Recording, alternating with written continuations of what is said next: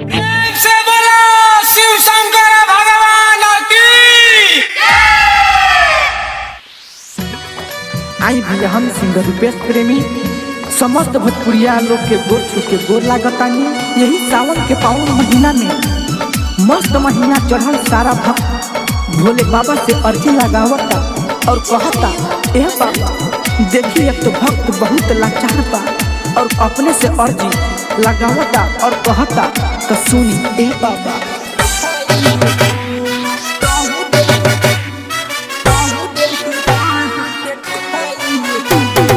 सुनी बोले कहानी पाँव पटक कहानी ए बाबा। सुनी बोले कहानी पाँव पटक कहानी कैसे के देव खके आई हो। काहे की बानी बहुत हम तला चाल दौड़े ही देखाई हो। सुनी बोले कहानी पाँव पटक कहानी कैसे के देव खके आई हो। काहे की बानी बहुत हम तला चाल दौड़े ही देखाई हो। से बोलो शिव शंकर भगवान की।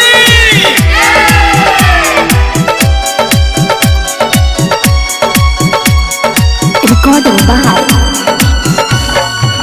Nidya Recording Studio. DJ हरिओम बसंतपुर।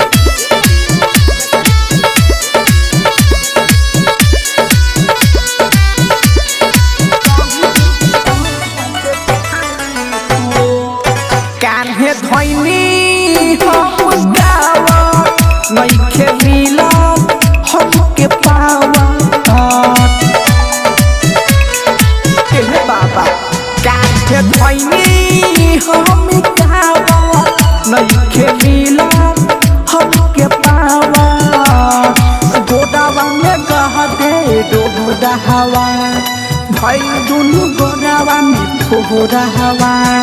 गोरावा में गह दे डोरा हवा भई दुनु गोदावा में थोड़ा हवा। बोले बनी बोली भगती में ढोली गहिरा में घनटी बजाई। सुनी बोले कहानी पाँव पटक कहानी कैसे के देव खके आई हो। काहे की पानी बहुत हम तला चाहत दौड़े ही देखाई हो। सुनी बोले कहानी पाँव पटक कहानी से बोलो शिव शंकर भगवान की। DJ हरिओम बसंतपुर।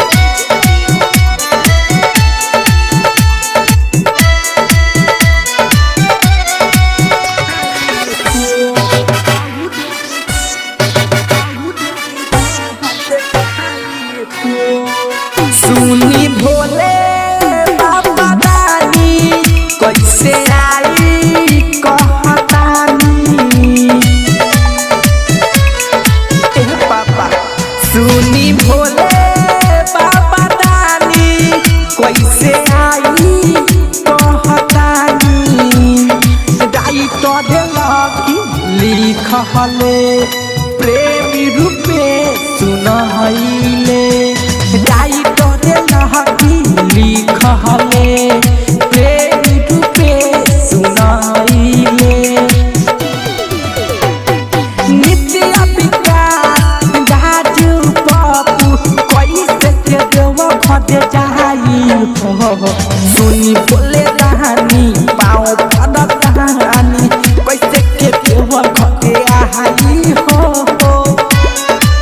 काहे की पानी बहुत हम तला चाहत दौड़े ही देखाई हो। सुनी बोले कहानी पाँव पटक कहानी सुनी बोले कहानी पाँव पटक कहानी कैसे के देव खके आई हो। काहे की पानी बहुत हम तला चाहत दौड़े ही देखाई हो। सुनी बोले कहानी के आहाई हो